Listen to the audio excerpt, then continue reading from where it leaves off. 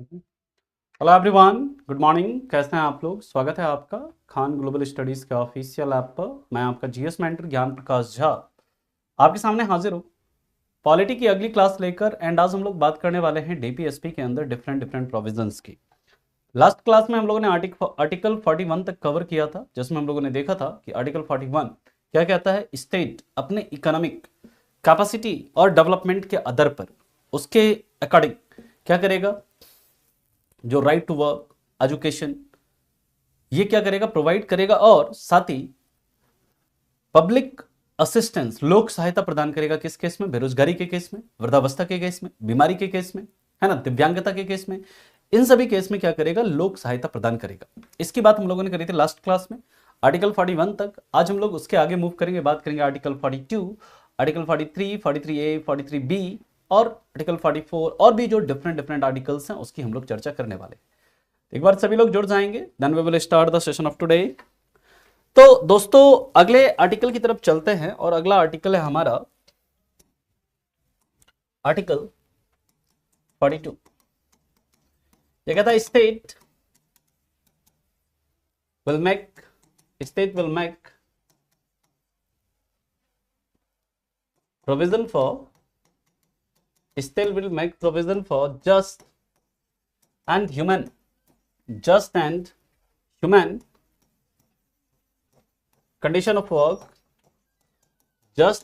condition of work, and provide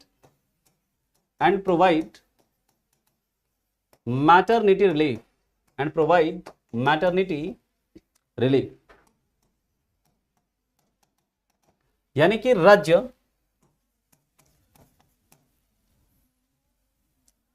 कार्य की उचित एवं मानवीय दशाओं के लिए, उचित एवं मानवीय दशाओं के लिए प्रावधान बनाएगा तथा मातृत्व लाभ प्रदान करेगा।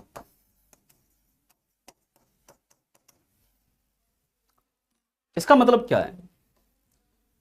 यानी कि स्टेट जो है वो क्या करेगा, just and human condition of work के लिए, यानी कि कार्य की उचित एवं मानवीय दशाओं के लिए प्रावधान बनाएगा।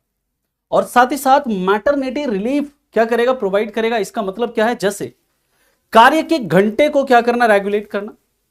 कई सारे ऐसे एक्ट हैं, खान अधिनियम है, फैक्ट्री एक्ट है, माइंस एक्ट है, अलग अलग कई सारे एक्ट हैं जिसमें कि यह बताया गया है कि कार्य के ये घंटे होंगे, कार्य की ये दशाएं होंगी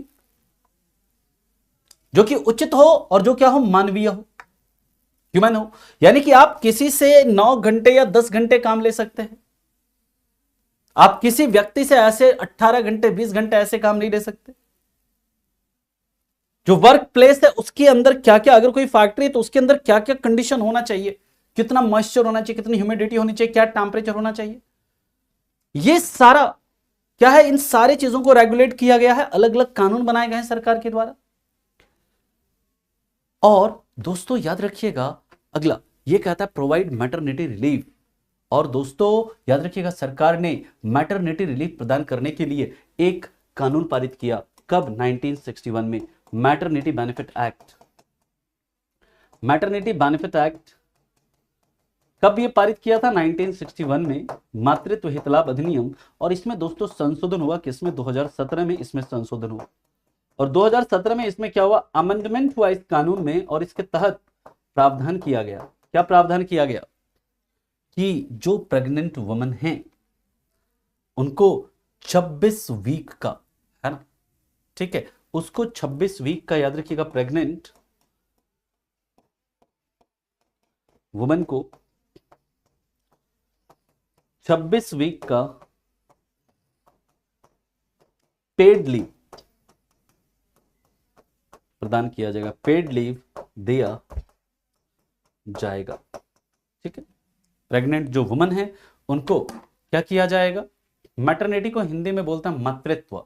सोनू वाल्मीकि लिखा हुआ है ना, देखो मातृत्व हित लाभ मैंने लिखा है, तो यहां पर आप लिख लीजिएगा मातृत्व हित लाभ अधिनियम, है ना। इसमें कहता है जो गर्भवती महिलाएं हैं उनको कितने का 26 वीक का क्या मिलेगा, मतलब आपका मैटरनिटी लीव, यानी मतलब कि उसको पेड लीव दिया जाएगा, यानी कि सैलरी के साथ सैलरी भी मिलेगा इस दौरान, है ना। चलिए तो पहले आप इतना लिखिए, फिर चलते हैं इसके आगे। पेड लीव का मतलब होता है कि सैलरी भी दिया जाएगा और छुट्टी भी दी जाएगी, यानी कि सैलरी नहीं काटी जाएगी इस दौरान। ठीक है, क्लियर। चलिए तो इतना लिखिए, फिर चलते हैं इसके आगे, अगले पॉइंट पर चलते हैं हम लोग। आर्टिकल 43,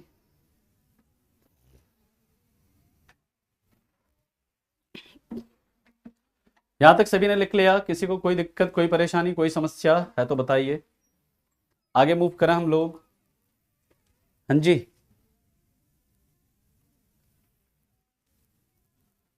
चलिए नेक्स्ट हम लोग बात करते हैं इसके बाद।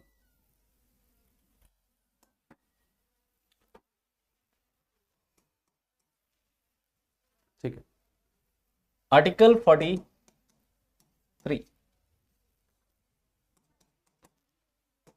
State will make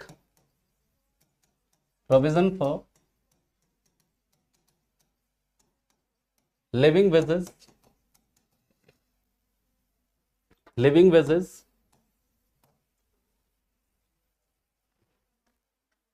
or provide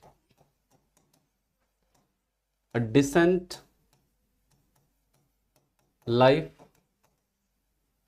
and provide social and cultural opportunities to workers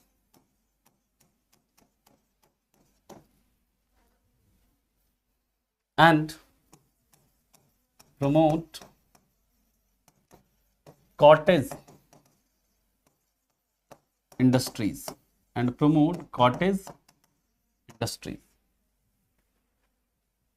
Hindi में लिख लीजिएगा, पहले 2 बेबी पर मिलता है, फर्स्ट 2 बेबी पर मिलता है सियाराम जी, तीसरे बेबी से वो 13 वीक हो जाता है। अगर तीसरा बेबी अगर आप प्लान करते हैं तो वो 26 वीक के बजाय कितना 12 वीक हो जाता है, 13 नहीं 12 वीक हो जाता है वो, है ना। एक्ट 1961 में आया था, उसमें संशोधन 2017 में हुआ। ठीक है, सभी पर, प्राइवेट और मतलब जो आपका सरकारी सब पर लागू होता है ये, ठीक है ना कृतिका जी। ठीक है, याद रखिएगा, ये कहता है राज्य निर्वाह मजदूरी, बेहतर जीवन स्तर तथा मजदूरों को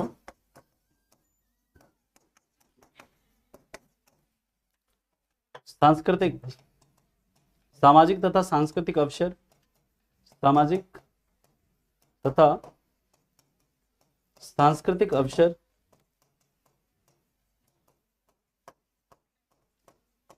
को बढ़ावा देने के लिए प्रावधान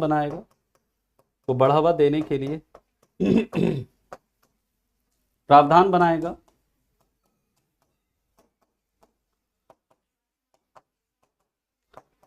तथा कुटीर उद्योगों को बढ़ावा देगा। ये कुटीर उद्योग वाला बहुत इंपॉर्टेंट है ना, कॉटेज इंडस्ट्री वाला जो है ये बहुत इंपॉर्टेंट है ना। देखिए ये क्या कहता है ना। संदीप क्या दिक्कत हो रही है पढ़ने में, आप बताइए, मैं फिर से पढ़ देता हूं, है ना। आप बताओ, मैं ये लिखा है मैंने, state will make provision for the living wages, provide a decent life and provide social and cultural opportunities to workers and promote cottage industries. Hindi में मैंने लिखा है, राज्य निर्वाह मजदूरी, बेहतर जीवन स्तर तथा मजदूरों को सामाजिक तथा सांस्कृतिक अवसर को बढ़ावा देने के लिए प्रावधान बनाएगा तथा कुटीर उद्योगों को बढ़ावा देगा। आपको क्या समझ में नहीं आया आप बताइए, मैं फिर से बोल दूंगा।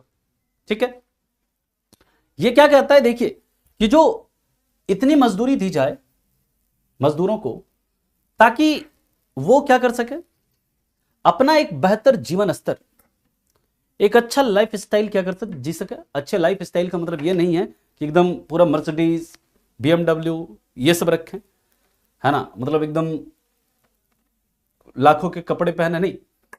बेहतर जीवन स्तर का मतलब है कि एक अच्छा मतलब खाना मिल जाए, स्वास्थ्य ठीक रहे, घर में अपना एक ठीक ठाक आवास मिल जाए, है ना। तो इसलिए दोस्तों देखते हैं कई सारी कंपनीज क्या करती है, रहने की फैसिलिटी देती है। कई सारी कंपनीज जो है मतलब खाने की सुविधा प्रदान करती है। कई सारी फैसिलिटी, कई सारे कंपनीज में ये सारी सुविधाएं दी जाती है। साथ ही साथ दोस्तों याद रखिएगा, ये जो आपका एक है कि अपॉर्चुनिटीज, मतलब कि जो provide social and cultural opportunities to workers. कभी आपने सोचा है कि जब कंपनी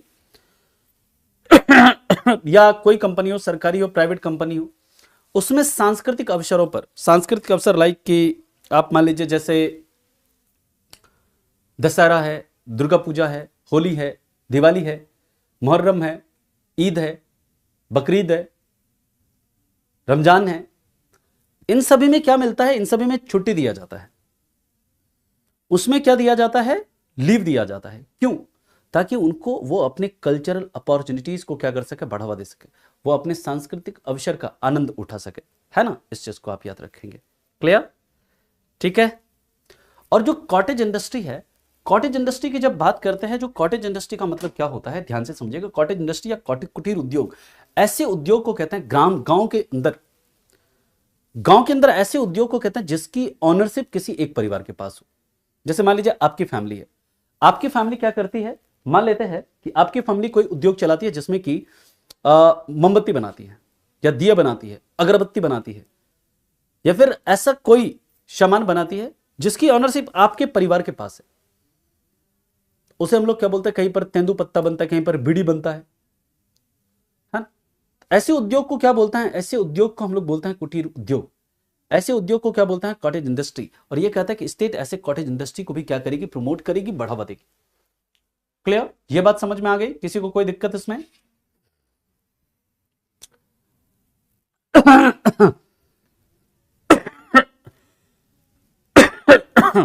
अरे बिल्कुल सेम ही होता है नितिन। NDA 1 NDA 2 दोनों का सिलेबस सेम है यार। ये मतलब इलॉजिकल सवाल क्यों पूछ रहे हो तुम? NDA 1 पहले होता है, NDA 2 बाद में होता है। तो बिल्कुल इलॉजिकल क्वेश्चन पूछ रहे हो यहां पर आकर। चलिए अगले क्वेश्चन, अगले मुद्दे पर चलते हैं। यहां तक किसी को कोई दिक्कत, कोई परेशानी, कोई डाउट है इसमें? आर्टिकल 43 सभी को क्लियर हुआ? चलिए नेक्स्ट है आर्टिकल 43A। आर्टिकल 43A की बात करते हैं। आर्टिकल 43 कैपिटल A, ये दोस्तों बात करता है किसकी? ये बात करता है participation of workers, participation of workers in management of industry, participation of workers in management of industry. यानी कि उद्योगों के प्रबंधन में, उद्योगों के प्रबंधन में मजदूरों की भागीदारी, उद्योगों के प्रबंधन में मजदूरों की भागीदारी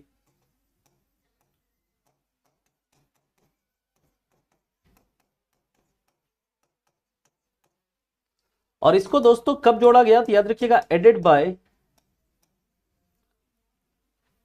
42nd constitutional amendment act of 1976।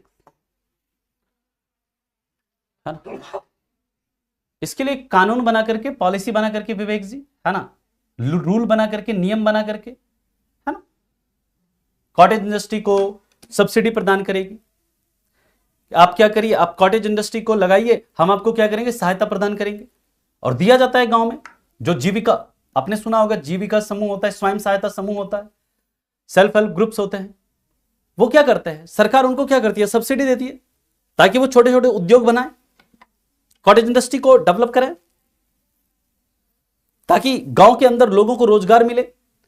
गांव के अंदर लोगों को रोजगार मिलेगा तो शहरों में माइग्रेशन कम होगा, शहरों में माइग्रेशन कम होगा तो शहर के अंदर जो पॉपुलेशन डेंसिटी की समस्या, उससे निजात मिलेगा। पॉपुलेशन की समस्या मतलब जो पॉल्यूशन की समस्या, उसमें कमी आएगी। कई सारे क्यों सरकार चाहती है कि मतलब कि जो गांव में अगर लोगों को रोजगार मिलेगा तो वो क्या करेंगे, शहरों की ओर मूव करना कम करेंगे। शहरों की ओर मूव करना कम करेंगे तो वहां पर क्या होगा, शहरों के अंदर जो डेंसिटी की समस्या है, काफी डेंस है पॉपुलेशन वहां पर, उससे निजात मिलेगी। पॉल्यूशन जो हो रहा है उससे निजात मिलेगी। कई सारी चीजें क्या होगी, सही होगी उससे। याद रखिएगा। इसके बाद आर्टिकल 43 बी, आर्टिकल 43 बी की बात करते हैं तो आर्टिकल 43 बी क्या कहता है, promotion of cooperative societies, promotion of cooperative societies,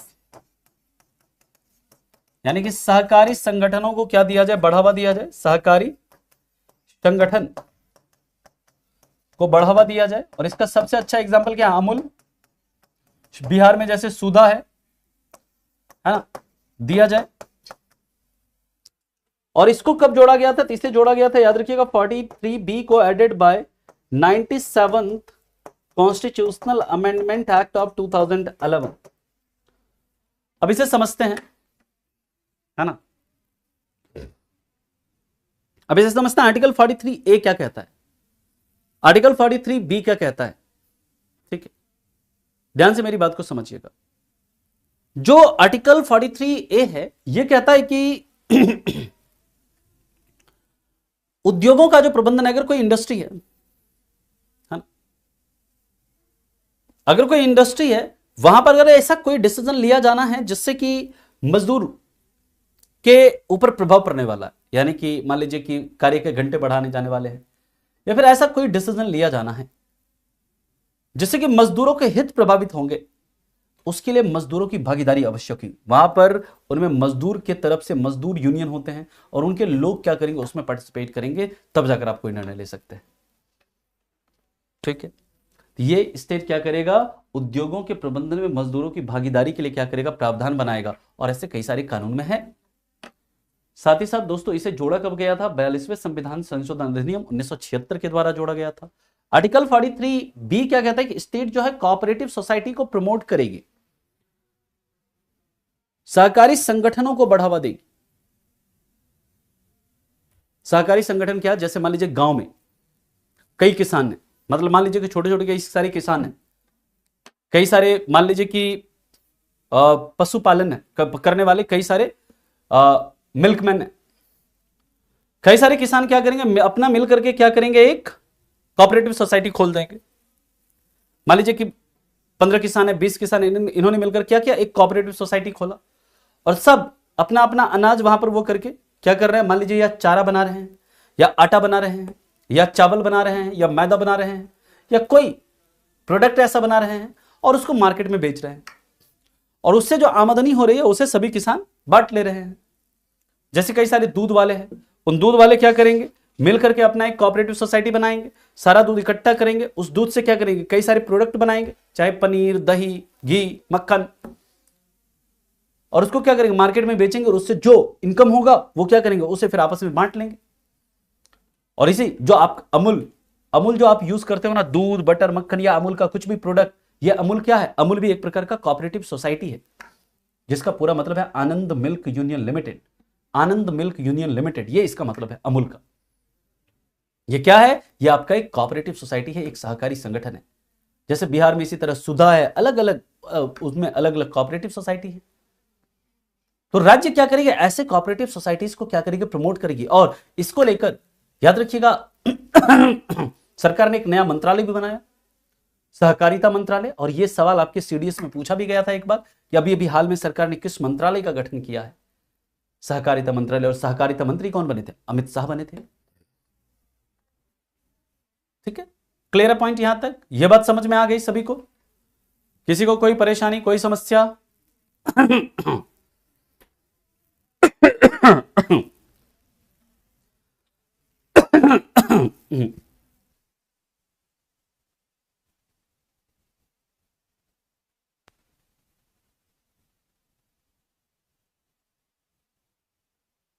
हाँ, मछली पालन और मुर्गी पालन भी कुटीर उद्योग में आता है। क्या 77 है सियारा, क्या 77 है?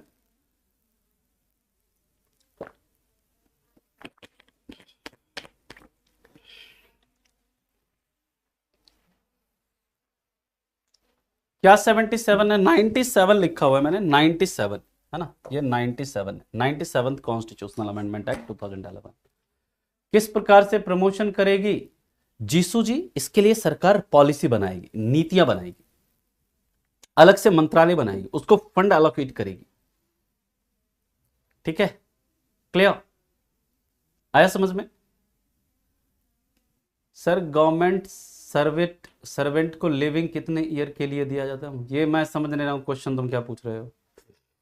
सर स्टेट को पता कैसे चलेगा? क्या स्टेट को पता कैसे चलेगा? ठीक,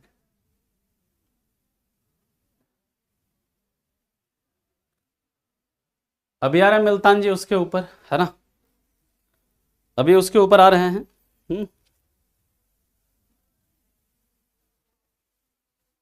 नहीं, गवर्नमेंट इंडस्ट्री भी होता है, प्राइवेट भी होता है रोहन, ऐसा कोई जरूरी नहीं है कि गवर्नमेंट इंडस्ट्री ही हो, गवर्नमेंट भी हो सकता है, प्राइवेट भी हो सकता है ना।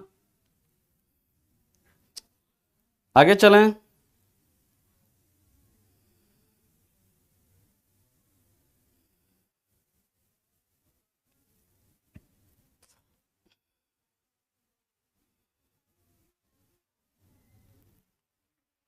आगे चलें।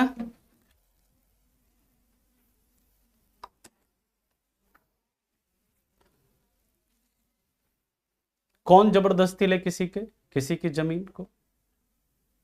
अरे बिल्कुल क्वेश्चन आता है यहां से, है ना, तभी तो करा रहे हैं।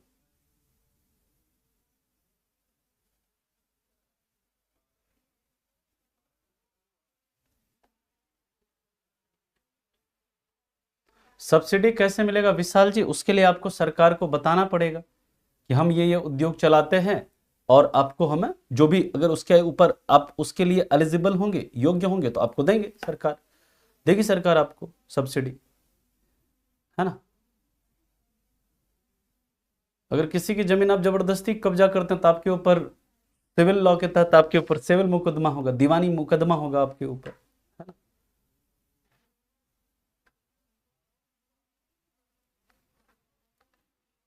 बिल्कुल देंगे, तभी तो मिलेगा सब्सिडी, नहीं तो सब्सिडी नहीं मिलेगा। ऐसे आप चलाइए, ऐसे आपको थोड़ी ना सब्सिडी मिलेगा फिर, है ना,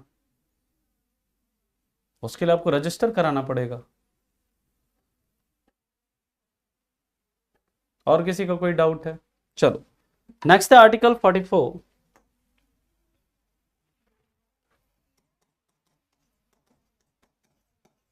ये बात करता है यूनिफॉर्म सिविल कोड की, यानी समान नागरिक संहिता। ये समान नागरिक संहिता क्या है, अभी हम लोग इसके ऊपर चर्चा करेंगे, लेकिन याद रखिएगा सबसे पहले इसको इंप्लीमेंट किसने किया? First state to implement Goa, और अभी हाल में उत्तराखंड ने भी लागू किया है, उत्तराखंड ने भी लागू किया। तो यूसीसी से आपका सवाल बन सकता है इस बार, है ना। यूसीसी की जब बात करते हैं दोस्तों, यूसीसी है क्या? देखिए, अगर कोई क्रिमिनल एक्ट है, क्रिमिनल एक्ट का मतलब क्या? जैसे मान लेते हैं कि किसी हिंदू ने किसी का मर्डर किया, किसी मुस्लिम ने किसी का मर्डर किया, किसी क्रिश्चियन ने किसी का मर्डर किया, या किसी सिख ने किसी का मर्डर किया, किसी भी रिलीजन के पर्सन ने किसी को मर्डर किया है किसी का, है ना, तो उसे अलग अलग सजा होगी क्या? कि नहीं ये हिंदू रिलीजन का है तो इसको अलग सजा देंगे, ये मुस्लिम रिलीजन का है तो इसे अलग सजा देंगे। जितने भी क्रिमिनल एक्ट हैं, सीआरपीसी यानी क्रिमिनल प्रोसीजर कोड जो 1973 में बना, सीआरपीसी, वो सभी, मतलब जितने भी क्रिमिनल लॉज हैं, क्रिमिनल यानी आपराधिक कानून हैं, वो सभी धर्म पर समान रूप से लागू होते हैं। यानी कि अगर किसी भी रिलीजन के पर्सन ने कोई मर्डर किया है, रेप किया है, चोरी करी है ना, या कोई भी क्रिमिनल क्राइम किया है तो उसके लिए वो कानून समान रूप से लागू होंगे। एक होता है criminal law, criminal law is applicable to all religion equally. और एक होता है सिविल लॉ, सिविल लॉ के अंदर आता है कॉन्ट्रैक्ट, सूट्स, है ना, और भी अलग अलग पर्सनल लॉ आते हैं उसमें। जब सिविल लॉ की बात करते हैं, सिविल लॉ में मान लीजिए कि हमारा किसी भी कंपनी के साथ या किसी व्यक्ति के साथ कोई एग्रीमेंट हो और उस एग्रीमेंट को हमने ब्रेक कर दिया, तो जो नॉर्मल सिविल लॉ के अंदर क्या होता है, जो नॉर्मल कानून होते हैं वो सभी रिलीजन पर समान रूप से लागू होते हैं। लेकिन सिविल लॉ के अंदर कुछ कानून होते हैं जिसे हम क्या बोलते हैं, पर्सनल लॉ। सिविल लॉ के अंदर जो पर्सनल लॉ होते हैं, पर्सनल लॉ, है ना, जैसे मुस्लिम marriage act, Hindu marriage act, है ना, यानी कि हिंदू में मैरिजेस यानी रिलीजन, अलग अलग रिलीजन में लेकर जो मैरिजेस को लेकर कानून है। दूसरा तलाक यानी डाइवोर्स को लेकर जो कानून है। तीसरा अडॉप्शन को लेकर जो कानून है, अडॉप्शन। चौथा जो सक्सेशन या इनहेरिटेंस या सक्सेशन, इसको लेकर जो कानून है, ये अलग अलग धर्मों में क्या है, अलग अलग है। और इन सभी यानी कि मैरिजेस से रिलेटेड कानून, डाइवोर्स से रिलेटेड कानून, अडॉप्शन से रिलेटेड कानून, इनहेरिटेंस से रिलेटेड कानून। अडॉप्शन का मतलब होता है गोद लेना, बच्चे को गोद लेना, है ना। इनहेरिटेंस का मतलब होता है संपत्ति का जो अधिग्रहण वगैरह होता है ना, प्रॉपर्टी को इनहेरिट वगैरह करना। ये अलग अलग रिलीजन में क्या है, इसको लेकर अलग अलग कानून है। ठीक है, तो यूसीसी यूनिफॉर्म सिविल कोड क्या करता है, ये जो पर्सनल लॉ है, इस पर्सनल लॉ में भी किसकी बात करता है, यूनिफॉर्मिटी की बात करता है। यूनिफॉर्म सिविल कोड देखिए, बाकी सब कानून सेम ही है सभी रिलीजन के लिए, जितने भी क्रिमिनल लॉ हैं वो सभी रिलीजन के लिए सेम, जितने भी सिविल लॉ हैं एक्सेप्ट पर्सनल लॉ वो सभी रिलीजन के लिए क्या है, सेम है। लेकिन ये जो पर्सनल लॉ है, मैरिजेस से रिलेटेड लॉ है, डाइवोर्स से रिलेटेड लॉ है, अडॉप्शन से रिलेटेड लॉ है, इनहेरिटेंस से रिलेटेड लॉ है, ये अलग अलग रिलीजन के लिए क्या है, अलग अलग है। हिंदू में मैरिज का अलग कानून है, मुस्लिम में मैरिज का अलग मुस्लिम मैरिज एक्ट है। इसी तरह दोस्तों मतलब इंटर रिलीजन मैरिज के लिए स्पेशल मैरिज एक्ट है। इसी तरह डाइवोर्स के लिए मुस्लिम में अलग कानून है, डाइवोर्स का हिंदू में अलग कानून है। इसी तरह अडॉप्शन के लिए बच्चे को गोद लेने के लिए मुस्लिम में, क्रिश्चियन में, सब में डिफरेंट डिफरेंट रिलीजन में डिफरेंट डिफरेंट लॉ है कि आप कैसे किसी बच्चे को अडॉप्ट कर सकते हैं। इसी तरह इनहेरिटेंस का यानी प्रॉपर्टी का कैसे बंटवारा होगा आगे वाले जनरेशन में, उसको लेकर डिफरेंट डिफरेंट रिलीजन में डिफरेंट डिफरेंट कानून है ना। क्लियर है पॉइंट। ये जो पर्सनल लॉ हैं, ठीक है, ये कमल जी देखिए, जैसे मुस्लिम पर्सनल है उसके लिए क्या है, मुस्लिम पर्सनल बोर्ड है, हिंदू के लिए भी अलग एजेंसी, इसी तरह अलग अलग धर्म का अलग अलग वो है, जो कि पर्सनल लॉ को क्या करती है, वो करती है, रेगुलेट करती है। ठीक है, अब देखिए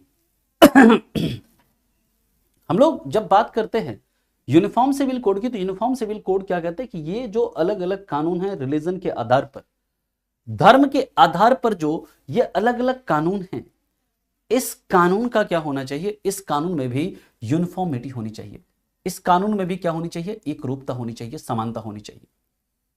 ठीक है, और इससे रिलेटेड इनहेरिटेंस का मतलब होता है कि किसी चीज को मतलब इनहेरिट करना, हिंदी में मैं अभी इसका मतलब लिख देता हूं, और इससे रिलेटेड एक केस हम लोग डिस्कस करेंगे, काफी इंपॉर्टेंट केस है ना।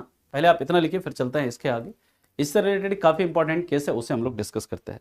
पहले आप इतना लिखो, इनहेरिटेंस का मतलब होता है उत्तरदायित्व, उत्तरदायित्व।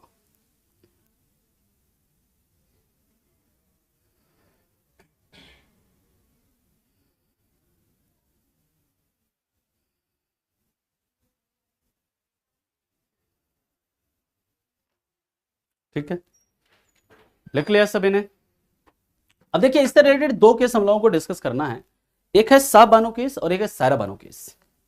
ठीक है, सर 4 पॉइंट के अलावा सभी पर यूसीसी है, 4 पॉइंट के अलावा सभी पर यूसीसी, इन सभी पर यूसी, हाँ मतलब इसके अलावे तो बाकी सब में यूनिफॉर्मिटी है, लेकिन इन चारों में एक रूपता लाने की बात करी गई है ना? क्लियर है पॉइंट? सर मैरिज करने का तो रिलीजियस कस्टम होता है, इसमें कानून कहां से आया? अरे कस्टम की बात नहीं कर रहा है ना? जैसे कि हिंदू में आप एक ही मैरिज कर सकते हो, मुस्लिम में क्या है कि आप कई सारे मैरिजेस कर सकते हो, है ना? ये उस कस्टम की बात नहीं करता, उस रिचुअल्स की बात नहीं करता है। क्लियर है शिवम जी? है ना? हम लोग जब बात करते हैं दोस्तों,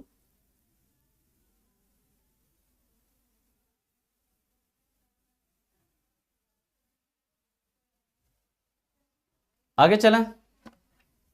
चलिए नेक्स्ट दोस्तों याद रखिएगा, यहां पर दो केस है, एक है शाह बानो केस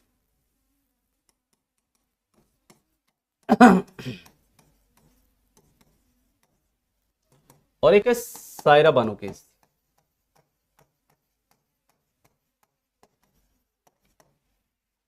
इस केस को समझते हैं।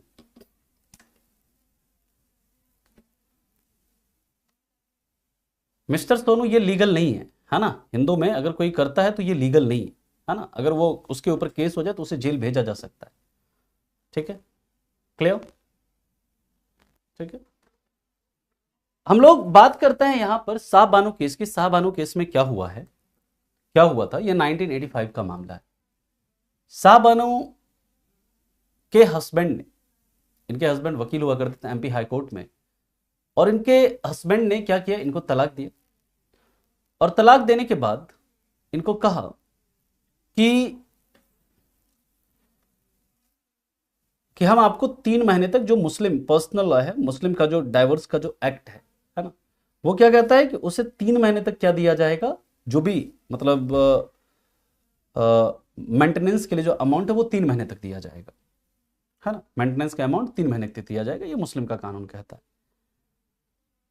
तो इनको 3 महीने का मेंटेनेंस दिया गया, इसके बाद मेंटेनेंस नहीं दिया गया, तो ये क्या चली जाती हैं, ये चली जाती हैं कोर्ट में, और सुप्रीम कोर्ट में जाकर कहती हैं कि हमारे हिंदू वुमन के साथ, हिंदू वुमन को जब डाइवोर्स दिया जाता है उसके हस्बैंड के द्वारा, तो उसे पूरी लाइफ क्या मिलता है, मेंटेनेंस मिलता है। जबकि जो मुस्लिम वुमन है, मैं मुस्लिम हूं तो मुझे क्या मिल रहा है, मुझे मात्र 3 महीने तक क्या मिल रहा है, मेंटेनेंस मिल रहा है। तो इससे हमारे आर्टिकल 14 का राइट टू इक्वालिटी का वायलेशन हो रहा है, आर्टिकल 15 का राइट अगेंस्ट डिस्क्रिमिनेशन का वायलेशन हो रहा है, और आर्टिकल 21 का right to life with dignity, इसका वायलेशन हो रहा है। ठीक, तो यहां पर जब जाकर सुप्रीम कोर्ट में जाकर ये कहती है कि ये हमारे इन राइट्स का क्या हो रहा है, वायलेशन हो रहा है, तो सुप्रीम कोर्ट कहती है कि नहीं, ये तो गलत है। ठीक है, सुप्रीम कोर्ट कहती है नहीं, इनको भी पूरी लाइफ क्या मिलना चाहिए, मेंटेनेंस मिलना चाहिए, है ना? जो एलिमनी होता है पूरी लाइफ मिलना चाहिए।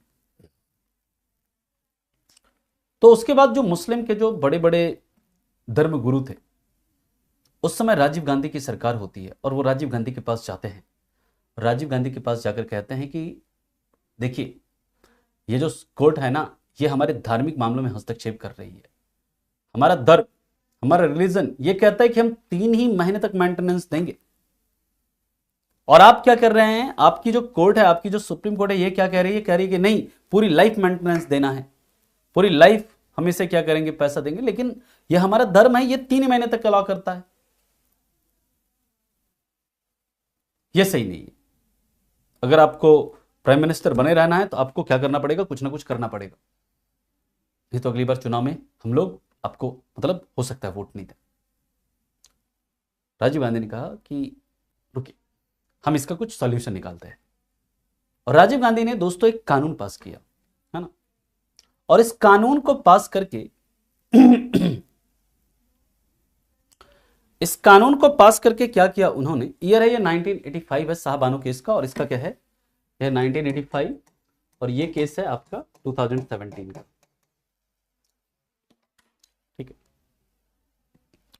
तो यहां पर क्या होता है, इसमें फिर जो सुप्रीम कोर्ट है, सुप्रीम कोर्ट ने जब डिसीजन दिया, तो पार्लियामेंट में एक कानून पारित हुआ और पार्लियामेंट में एक कानून पारित करके ऐसा किया गया कि जो अलमनी है, जो अमाउंट है मेंटेनेंस का, वो 3 ही महीने दिया जाएगा, 3 ही मंथ तक दिया जाएगा। लेकिन वो अमाउंट इतना ज्यादा होगा कि वो उसकी महिला की पूरी लाइफ के लिए क्या होगा, इनफ होगा, है ना। क्लियर है यहां तक? ठीक है। यानी कि इस कानून को पास किया गया पार्लियामेंट में, और कानून में पास करके क्या किया गया, प्रोविजन कर दिया गया कि जो अमाउंट है, अमाउंट 3 ही महीने तक दिया जाएगा अलमनी का। लेकिन वो 3 महीने में जो अमाउंट दिया जाएगा वो इतना ज्यादा अमाउंट होगा कि वो उस महिला के पूरे जीवन के लिए क्या होगा, इनफ होगा। ठीक है। तो ये कानून पारित कर दिया गया। तो फिर उसमें सुप्रीम कोर्ट में गया तो बोले कि सुप्रीम कोर्ट नहीं कि ये अब ठीक है, इसमें कोई दिक्कत नहीं। सायरा बानो केस में क्या होता है, तो इसमें इंस्टेंट ट्रिपल तलाक जो होता है, इंस्टेंट ट्रिपल तलाक, इसको क्या किया गया, अनकॉन्स्टिट्यूशनल डिक्लेयर किया गया। इंस्टेंट ट्रिपल तलाक या फिर जिसे तलाक ए बिद्दत कहा जाता है, इंस्टेंट ट्रिपल तलाक या जिसे तलाक ए बिद्दत को अनकॉन्स्टिट्यूशनल डिक्लेयर किया गया, कहा कि यह असंवैधानिक है, अनकॉन्स्टिट्यूशनल, असंवैधानिक घोषित किया गया, डिक्लेयर किया गया। ठीक है। ये अमाउंट कितना था ये याद रखना जरूरी नहीं है ना। वो अमाउंट हो सकता है डिफरेंट केस में डिफरेंट हो। ठीक है। बस कानून ये बनाया गया कि जो 3 महीने में जो अमाउंट दिया जाएगा वो उस महिला की पूरी लाइफ के लिए, इंटायर लाइफ के लिए इनफ होगा, है ना। वो अलग अलग केस में अलग अलग हो सकता है। क्लियर है यहां तक? ये बात समझ में आ गई। अगले पॉइंट पर हम लोग मूव करें। अब हम लोग बात करते हैं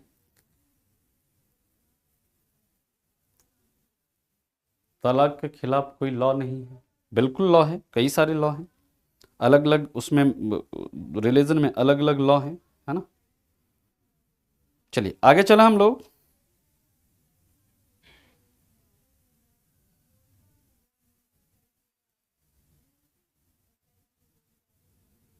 नेक्स्ट पॉइंट पर मूव करें। आर्टिकल 45। सर पहले सब कानून में यूनिफॉर्मिटी थी एक्सेप्ट दीज 4 पॉइंट्स पर, अब यूनिफॉर्म सिविल कोड के बाद यूनिफॉर्मिटी इन ऑल मैटर्स होगा। यस। देखिए पहले से तो बाकी के इन चारों मुद्दों को छोड़ करके बाकी के सभी कानून में क्या यूनिफॉर्मिटी है, ऑलरेडी है, सभी के लिए कानून सेम है। बस इन 4 मुद्दों से रिलेटेड जो कानून है उसको छोड़ के, धर्म के आधार पर ये जो 4 मुद्दों में अलग अलग कानून है, मैरिज से रिलेटेड कानून अलग है, हिंदू के लिए अलग है, मुस्लिम के लिए अलग है, सिख के लिए अलग, क्रिश्चियन के लिए अलग है, धर्म के आधार पर अलग अलग। डाइवोर्स से रिलेटेड कानून जो है अलग अलग धर्मों के लिए अलग अलग। जो आपके अडॉप्शन से रिलेटेड कानून है, इनहेरिटेंस से रिलेटेड कानून है, अलग अलग धर्मों के लिए अलग अलग है। इस कानून में यूनिफॉर्मिटी की बात करते हैं, बाकी सब कानून सबके लिए क्या है, सेम। लेकिन यही कानून जो है अलग अलग रिलीजन में क्या है, अलग अलग है। तो बोलता है कि इसमें भी हम क्या करेंगे, यूनिफॉर्मिटी लाएंगे, इसमें भी हम क्या करेंगे, एक समानता लाएंगे। यह है यूसीसी। आया समझ में? बताया तो शाहबानो केस जब हुआ, शाहबानो केस में सुप्रीम कोर्ट ने क्या कहा कि इसे पूरी लाइफ मेंटेनेंस देना पड़ेगा, और जब पूरी लाइफ मेंटेनेंस देना पड़ेगा तो वहां पर जो पार्लियामेंट ने फिर नया कानून बनाया। ठीक है। और पार्लियामेंट ने ये कानून बना करके कह दिया कि हम जो अमाउंट देंगे 3 ही महीने तक देंगे, लेकिन वो 3 महीने का जो अमाउंट वो इतना अधिक होगा कि वो उस महिला की पूरी लाइफ के लिए क्या होगा, इनफ होगा। क्लियर?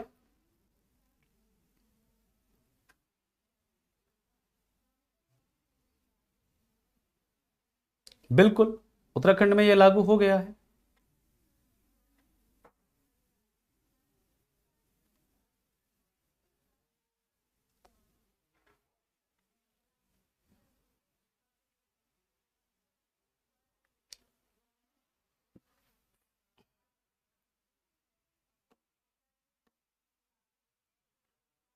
बिल्कुल कर सकता है चाहे तो, है ना। आईपीसी का मतलब है इंडियन पीनल कोड और यूसीसी का मतलब है यूनिफॉर्म सिविल कोड, है ना। आईपीसी में यह बताया गया है भारतीय दंड संहिता की, यानी ये क्राइम अगर है तो इसके लिए दंड है, ये क्राइम है तो इसके लिए दंड है, मर्डर है तो इसके लिए ये दंड है, रेप है तो इसके लिए ये दंड है, चोरी है तो इसके लिए ये दंड है, अटेम्प्ट टू मर्डर है तो इसके लिए ये दंड है। ये आईपीसी में लिखा गया डिफरेंट डिफरेंट सेक्शन में। और यूसीसी जो हमने पढ़ा ये है यूसीसी, यूनिफॉर्म सिविल कोड है। अरे दोस्त शादी कर सकते हैं भाई, मतलब आप लोग पता नहीं कंफ्यूज हो रहे हैं आप बिल्कुल। मुस्लिम ये डाइवोर्स से रिलेटेड ट्रिपल तलाक का मतलब क्या है? तीन तलाक की मतलब कि मुस्लिम में क्या होता है कि आप किसी भी मुस्लिम वुमन को, यानी कि मान लीजिए कोई मुस्लिम हस्बैंड वो अपनी मुस्लिम वाइफ को, वो अपनी वाइफ को 3 बार तलाक बोल करके, किसी भी फॉर्म में पहले क्या होता था कि 3 बार तलाक लिख के, बोल के, मैसेज करके, मेल करके, कैसे भी 3 बार तलाक बोल दिया उसका तलाक हो जाता, जिसको तलाक की बिद्दत बोलते थे। और उसको क्या कर दिया, सुप्रीम कोर्ट ने अनकॉन्स्टिट्यूशनल डिक्लेयर कर दिया। किस केस में? सायरा बानो केस में। कहा कि नहीं ये गलत है, ऐसा नहीं हो सकता। ठीक है,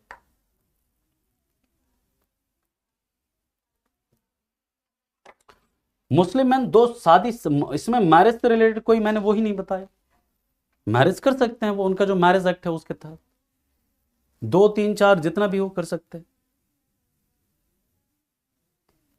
सायरा बानो केस बताया तो इंस्टेंट ट्रिपल तलाक जो है, तलाक बिद्दत, यानी जिसके तहत कोई भी मुस्लिम हस्बैंड अपनी वाइफ को 3 बार तलाक बोल के क्या कर सकता था? तलाक दे सकता था। 3 बार तलाक बोल के, लिख के, मैसेज करके, कैसे भी क्या कर सकता था? तलाक दे सकता था। इसको सुप्रीम कोर्ट ने क्या कर दिया? अनकॉन्स्टिट्यूशनल डिक्लेयर कर दिया। ठीक है।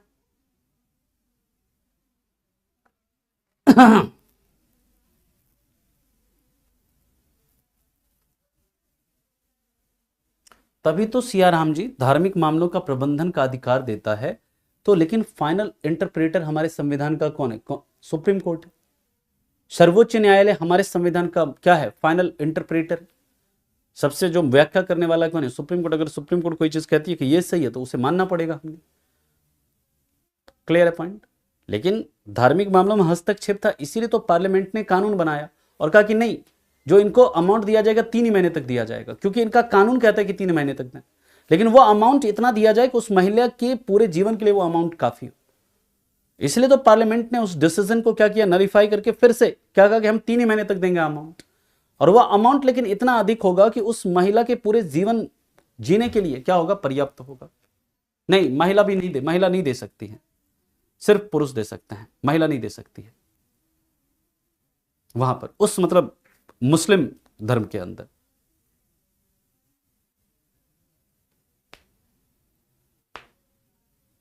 नहीं सोम मिश्रा जी, यहां पर देखिए हम लोग ना ये मैरिज एक्ट और जो तलाक है एक्ट है उसको डिस्कस नहीं कर रहे हैं।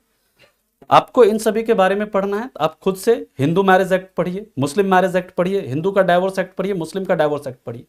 ये हमारे एग्जाम के लिए बिल्कुल इरेलीवेंट है, उसका हमारे एग्जाम से कोई लेना देना नहीं है ना। और यहां पर मैंने आर्टिकल 44 बस आपको जस्ट आपको एक आइडिया मिले उसके लिए मैंने ये 2 केस डिस्कस किया, ताकि एक आइडिया मिले कि यूसीसी है क्या। लेकिन आप लोग ना मतलब कि सर इसमें शादी कैसे होता है, इसमें डाइवोर्स कैसे होता है, बस सिर्फ और सिर्फ इरेलीवेंट क्वेश्चन आप लोग कर रहे हैं। सर फिर वुमेन डाइवोर्स चाहती है तो क्या फिर भी पैसा देना पड़ेगा? बिल्कुल देना पड़ेगा।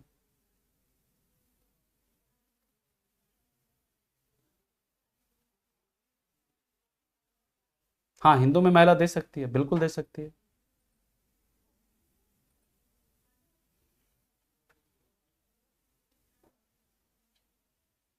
ठीक है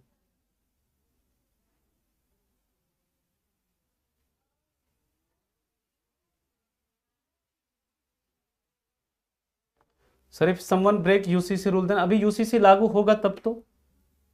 और यूसीसी को अगर ब्रेक करेगा तो उसके लिए जो कानून बनेगा, उसके लिए जो सजा होगी वो उस सजा को दिया जाएगा, है ना। जाकर उसके खिलाफ केस करो। हाँ, तुम्हारा अगर है उसका प्रूफ है, उसका जाकर केस करो, उसको कोर्ट में उसको प्रूफ को दो, है ना।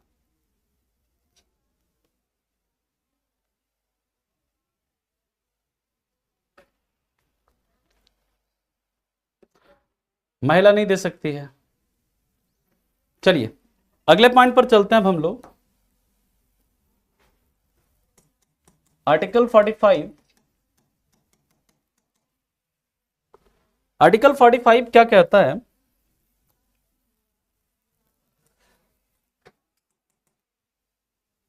State should provide education and promote childhood of a children up to 6 years.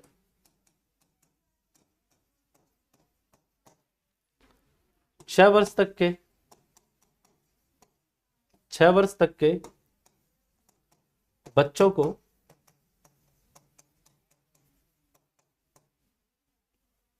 शिक्षा एवं बचपन को बढ़ावा देना।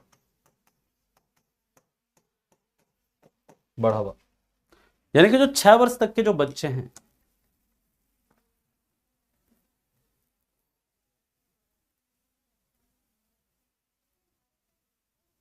यूसीसी रूल जब बनेगा, जैसे मान लीजिए उत्तराखंड ने कानून बनाया यूसीसी को लेकर, तो उसके जो भी वायलेट करेगा उसको वायलेशन के लिए दंड देने का काम हमेशा किसका होता है? कोर्ट का। कानून बनाने का काम होता है किसका? स्टेट का या पार्लियामेंट का। अभी पार्लियामेंट ने यूसीसी को लेकर कोई कानून नहीं बनाया है, उत्तराखंड स्टेट लेजिस्लेचर ने बनाया कानून। तो उत्तराखंड स्टेट ने जो भी उसके लिए दंड निर्धारित किए होंगे, तो वो कोर्ट जो है, कोर्ट क्या करेगी? सजा देने की काम करेगी, है ना? क्लियर? हाँ, तो क्या एक आर्टिकल में तो दूसरे में भी हो सकता है ना? ऐसा नहीं है कि यहां पर भी अलग से, इसमें भी कि 6 वर्ष तक के बच्चों को शिक्षा एवं उसके बचपन को बढ़ावा दिया जाए। और इसी का एग्जाम्पल क्या है? जो आपका आंगनवाड़ी केंद्र होता है, आंगनवाड़ी केंद्र है, वहां पर जो छोटे बच्चे जाते हैं, खेलते हैं, खाते हैं, है ना, उनको न्यूट्रिशियस फूड दिया जाता है ना। ये सब किसके लिए? आंगनवाड़ी केंद्र जो है ये किसके? इसी आर्टिकल 45 के तहत है। क्लियर? बचपन को बढ़ावा देने का मतलब कि उसको खेलने के अवसर मिले, है ना, उनको मतलब जो उनका डेवलपमेंट पूरी तरह से उनका मतलब कि ग्रोथ हो, शारीरिक ग्रोथ हो, मानसिक विकास हो, है ना। यानी कि ऐसा नहीं कि उसके बच्चे का मानसिक शोषण हो, उसे खेलने के अवसर नहीं मिल रहे हो, उसको ठीक से खाना नहीं मिल रहा हो, है? पूरे बचपन का बच्चे का होलिस्टिक डेवलपमेंट, ठीक, ये होता। हाँ, बचपन को बढ़ावा मिले।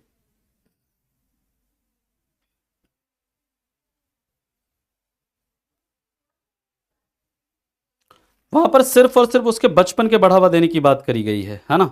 और यहां पर बचपन के साथ साथ उसको शिक्षा, यानी कि उसके शिक्षा के भी अवसर मिले, इसकी बात है। ठीक है? क्लियर? आया समझ में? चलिए, इसके बाद हम लोग बात करते हैं आर्टिकल 46। आर्टिकल 46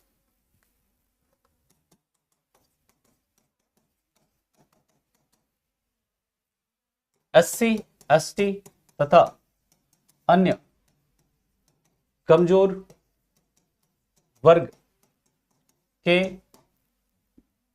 लोगों के आर्थिक और शैक्षणिक हितों को बढ़ावा मिले। आर्थिक और शैक्षणिक हितों को बढ़ावा दे,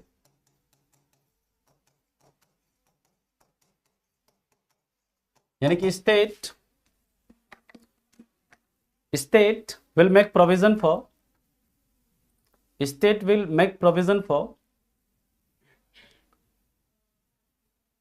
promotion of economic and educational interest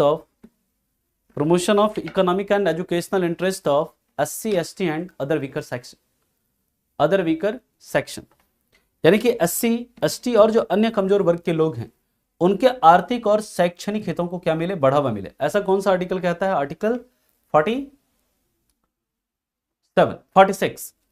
इसलिए SC ST के लिए देखते हैं अलग से क्या होते हैं, कानून होता है। SC ST के लिए, SC ST को स्कॉलरशिप मिलता है शिक्षा में, है ना। SC ST को मतलब जॉब में मतलब अलग अलग क्या मिलता है? रिजर्वेशन मिलता है। SC ST के लिए अलग से कई सारी क्या है? स्कीम्स हैं, ताकि उनके आर्थिक और शैक्षणिक हितों को क्या मिले? बढ़ावा मिले, है ना। इसलिए ये आर्टिकल मतलब 46 जो है ये प्रोविजन करता है। क्लियर? यहां तक किसी को कोई दिक्कत है, कोई परेशानी है तो बताइए, फिर चलते हैं इसके आगे।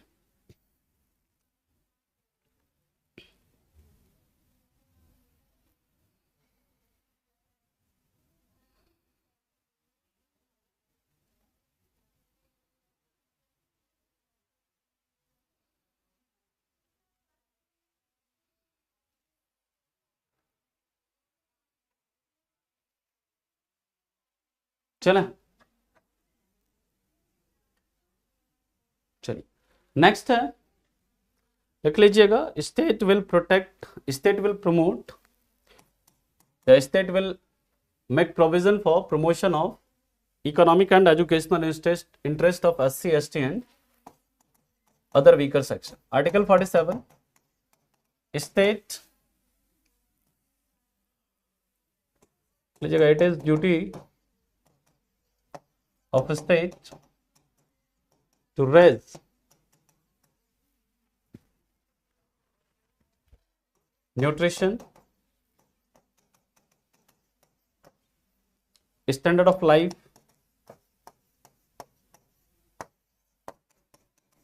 and improve public health। यानी कि राज्य पोषण को बढ़ावा देगी। जो आपका मिड डे मील योजना होता है, जीवन स्तर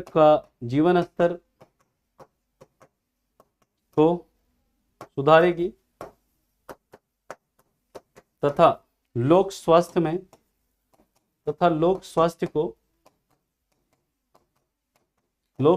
को सुधारेगी। यानी जो न्यूट्रिशियस फूड दिया जाता है, कहता है कि पोषण को बढ़ावा देगी राज्य। इसलिए याद रखिएगा, फूड सिक्योरिटी एक्ट के तहत, खाद्य सुरक्षा अधिनियम के तहत गरीबों को क्या दिया जाता है? मुफ्त में राशन दिया जाता है, ताकि न्यूट्रिशन का लेवल उनमें बढ़िया रहे। स्कूलों में बच्चों को मिड डे मील, मध्याह्न भोजन योजना, उसके तहत क्या दिया जाता है? न्यूट्रिशियस फूड दिया जाता है, ताकि पोषण को बढ़ावा मिले। पब्लिक हेल्थ को इंप्रूव करने के लिए उज्ज्वला योजना के तहत फ्री गैस सिलेंडर दिया जाता है। पब्लिक हेल्थ को इंप्रूव करने के लिए आयुष्मान भारत कार्ड दिया जाता है। पब्लिक हेल्थ को इंप्रूव करने के लिए सरकार क्या करती है? जो लिकर है, इंटॉक्सिकेटिंग सब्सटेंसेस हैं, उनको बैन करती है।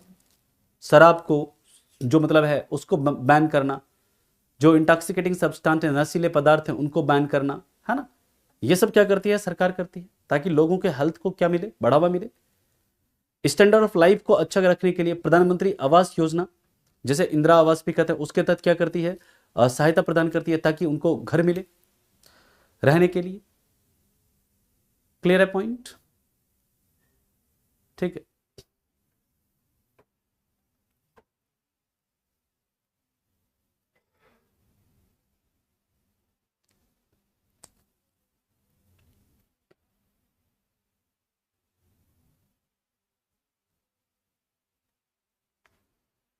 पहली बार तो मिलता है ना, जो सिलेंडर और चूल्हा, मैं पहली बार की बात कर रहा हूं, है ना। ठीक है विनय, चलिए।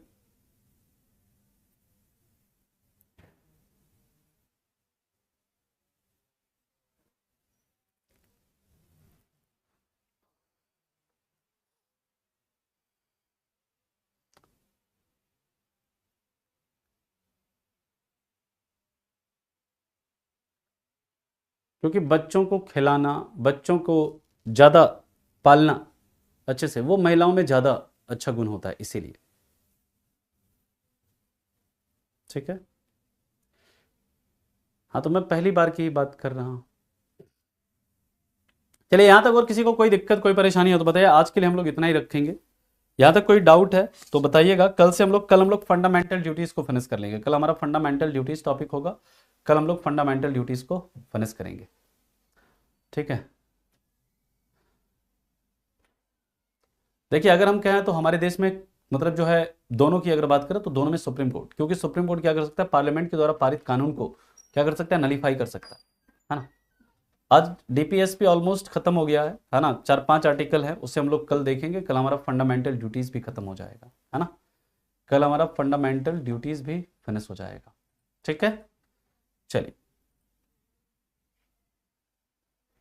साहबानों के सब कल आप पूछ लीजिएगा, है ना। दीपक जी, आप फिर से लेक्चर देख लीजिएगा आप। ठीक है।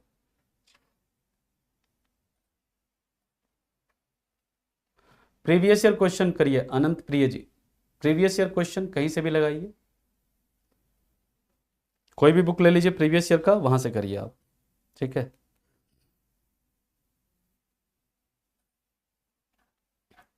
चलिए ठीक है, फिर मिलते हैं अगली क्लास में, है ना, कल की क्लास में। तब तक के लिए आप लोगों का धन्यवाद। Thank you so much, bye bye, take care and have a good day.